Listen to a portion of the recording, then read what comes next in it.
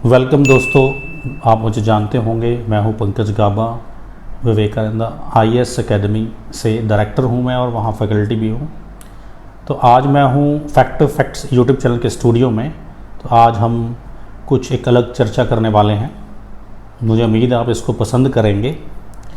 आप सबको पता है कि हमारे देश की एक जो मुहिम चल रही है, हर घर तिरंगा, जो हमारे ऑनरेबल प्राइम मिनिस्टर ने भी अनाउंस किया, और हम 75 ईयर अभी मनाने जा रहे हैं अपने इंडिपेंडेंस के इसी 15 अगस्त को। और लोगों के अंदर बड़ा उत्साह, बड़ा जोश, बड़ा एंथुसियाज़म है इस मूवमेंट को लेकर कि हम तिरंगा फहराएं, ट्राई कलर को हर घर पहुंचाएं। तो 13 से 15 अगस्त तक मैंने देखा है, मेरे आसपास भी मैंने नोट किया है कि बड़े लोग इससे एक्साइटेड हैं और इसके ऊपर काम कर रहे हैं, उनको अच्छा लग रहा है। और ये मुहिम जो है सफल होती हुई, बहुत अच्छी सफल होती हुई नज़र आ रही है। क्योंकि हम तिरंगे की बात कर रहे हैं, ट्राई कलर की बात कर रहे हैं, तो मुझे ये लगता है कि हमें इसके इतिहास के बारे में, तिरंगे की कुछ बातें हमें पता होनी चाहिए। क्या आपको पता है कि सबसे पहले हमारा जो ट्राई कलर है कंट्री के अब्रॉड, हमारे कंट्री के बाहर फहराया गया था जर्मनी की राजधानी बर्लिन में। और ये फहराया था हमारे दो बहुत ही रेवोल्यूशनरी फ्रीडम फाइटर्स, मैडम भीखा जी कामा, जिनका पूरा नाम मैडम भीखा रुस्तम कामा भी है, और उनके साथ हमारे एक भी रेवोल्यूशनरी भाई थे सरदार सिंह राणा, जो कि बहुत बड़े रेवोल्यूशनरी रहे हैं और देश के बाहर रहकर हमारी देश की आज़ादी के लिए लड़ते रहे हैं।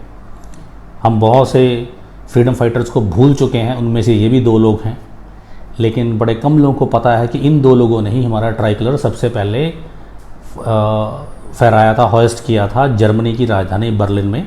उसके बाद जो आजकल का हमारा मॉडर्न, अभी जो रीसेंट हमारा फ्लैग जो इंडिपेंडेंस डे के रूप में हम फहराते हैं और आज़ादी के आसपास से हम मनाते आ रहे हैं, जो फहराते आ रहे हैं, इसको आज़ादी से 30 साल पहले पिंगली वेंकैया, एक हमारे बहुत ही इम्पॉर्टेंट पर्सनालिटी हैं और कांग्रेस से भी जुड़े हुए लीडर थे, पिंगली वेंकैया, उन्होंने इसको डिज़ाइन किया था। और आज़ादी के 30 साल पहले, यानी हमारी 15 अगस्त 1947 के 30 साल पहले ही ये डिज़ाइन हो गया था। और 1929 के लाहौर सेशन में, कांग्रेस के सेशंस हुआ करते थे। कांग्रेस आज़ादी से पहले एक देशभक्ति वाली पार्टी थी, पैट्रियटिक पार्टी थी, ना कि पॉलिटिकल पार्टी थी। तो हर साल अपने सेशन किया करती थी।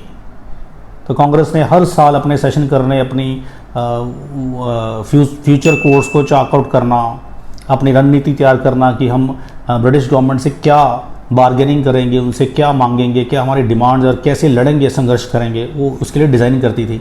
हर साल उसका एक सेशन होता था नई जगह पे, और हर साल, एक साल के बाद कांग्रेस का प्रेसिडेंट भी बनता था। ऐसे ही 1929 का जो सेशन हुआ, बड़ा ही हिस्टोरिकली इम्पॉर्टेंट सेशन माना जाता है। इसकी और भी बहुत रेलिवेंस है, लेकिन आज हम उसकी बात नहीं करेंगे, क्योंकि आज हम सिर्फ तिरंगे की बात करेंगे। लाहौर में जब 1929 में कांग्रेस का सेशन हुआ, रावी नदी के किनारे है लाहौर, वहीं पे रावी नदी के बिल्कुल बैंक पे कांग्रेस ने अपना स्टेज डेकोरेट किया था, जहाँ पे यह सेशन हुआ था। उसी सेशन में कांग्रेस ने पहली बार तिरंगा फहराया था, जो आजकल का तिरंगा है। लेकिन तब अशोक चक्र की जगह तिरंगे में चरखा था, ब्लू कलर का। इसका डिज़ाइनिंग मैंने बता दी, पिंगले वेंके ने की थी। और बाद में जब हमें आज़ादी मिली तो हमने इसी तिरंगे को अपना नेशनल फ्लैग घोषित किया। आज भी हम वही उसको फहराते हैं, वही मानते हैं। लेकिन चरखे की जगह इसमें फिर अशोक चक्र, जिसमें 24 नीली तीलियां हैं, स्पोक्स हैं, उसको ले लिया। आज हमारे तिरंगे में सैफरन, केसरी रंग है सबसे ऊपर, फिर वाइट पीस कलर है, फिर ग्रीन कलर है, और बीच में अशोक चक्र है जो ब्लू कलर का है। अशोक चक्र हमने अशोका के सारनाथ पिलर से लिया है। अशोका का सारनाथ पिलर, जिसमें बैक टू बैक 4 शेर या लॉयन बैठे हुए हैं, उसी के बीच में अशोक चक्र भी है, वहीं से लिया है, जिसको हम चक्र ऑफ रिलीजन या व्हील ऑफ रिलीजन बोलते हैं। 22 जुलाई 1947 को हमारी पार्लियामेंट ने, उस समय की पार्लियामेंट ने इसको अडॉप्ट कर लिया था, इस फ्लैग को, और तब से ये हमारा नेशनल फ्लैग बन गया। और 14 अगस्त को रात को मिडनाइट यानी 15 अगस्त की सुबह 12:01 पे जब हमें आज़ादी मिली तो हमारी पार्लियामेंट का स्पेशल सेशन रात को 12:01 पे ऑर्गेनाइज हुआ, जिसको पंडित जवाहरलाल नेहरू ने एड्रेस भी किया था, जिसमें उन्होंने बोला था long long ago we had a dream and today we have achieved it. और वहीं हमने अपना नेशनल फ्लैग भी फहराया था। आज हम आज़ादी के 75वें वर्ष की ओर हैं, आज़ादी का अमृत महोत्सव हम मना रहे हैं, बड़ी खुशी की बात है। इस तिरंगे को लेकर हमें गर्व की भावना भी फील होती है। अब इस तिरंगे की कुछ और भी बातें हम डिस्कस करते हैं। 1947 से लेके 2002 तक हमें इस तिरंगे को प्राइवेट बिल्डिंग्स पे, अपने घरों पे, अपनी गाड़ियों पे फहराने की इजाज़त या परमिशन नहीं थी। ये सिर्फ संवैधानिक या कुछ और इम्पॉर्टेंट सरकारी बिल्डिंगों पे ही फहराया जा सकता था, वो भी कड़े नियमों के साथ। हम as a citizen of India हमें फील होता था कि हम भी अपने झंडे को फहरा सकें, हमें भी सम्मान और गर्व की भावना उसमें फील होती थी। बड़ी देर से हमारी लोगों की इच्छा थी, तो इस इच्छा को पूरा किया गया 2002 में, जब अटल बिहारी वाजपेयी हमारे प्राइम मिनिस्टर थे और वाजपेयी सरकार जो बीजेपी की सरकार थी, उन्होंने नेशनल फ्लैग कोड 2002 रूल्स पास किए। नेशनल फ्लैग कोड के तहत ही आज हम तिरंगा फहराते हैं। नेशनल फ्लैग कोड 2002 में लागू हुआ। इसमें कुछ अमेंडमेंट्स भी हमने बाद में किए, अभी हाल ही में की हैं। उसके बाद हमें ये परमिशन मिल गई कि हम अपने तिरंगे को सरकारी बिल्डिंगों पे तो फहराएंगे, साथ साथ प्राइवेट बिल्डिंग्स पे, अपने घरों पे, अपने ऑफिस में भी कुछ नियमों को फॉलो करते हुए, कुछ प्रोसीजर को मानते हुए फहरा सकते हैं।